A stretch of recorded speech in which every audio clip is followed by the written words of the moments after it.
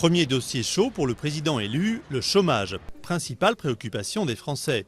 Il n'a cessé d'augmenter depuis près d'un an et au total, près de 3 millions de personnes sont sans emploi. Plusieurs dossiers emblématiques comme Petroplus ou l'usine PSA d'Aulnay sont toujours en souffrance. Autre point noir en matière économique, la dette.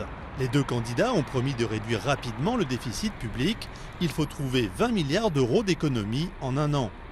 Les prochains emprunts sur les marchés seront un test de la crédibilité de la France, surtout en cas de victoire de François Hollande. Sur le plan international, le prochain président n'aura pas le temps de souffler. Un sommet du G8 se tiendra aux États-Unis 12 jours après le second tour, suivi d'un sommet de l'OTAN. S'il est élu, François Hollande annoncera un retrait des troupes françaises d'Afghanistan dès la fin de l'année. Enfin, grand sujet de polémique pendant la campagne, l'Europe. Les chefs d'État de l'Union doivent se rencontrer en juin pour discuter d'une nouvelle stratégie de croissance pour tenter de sortir enfin de la crise.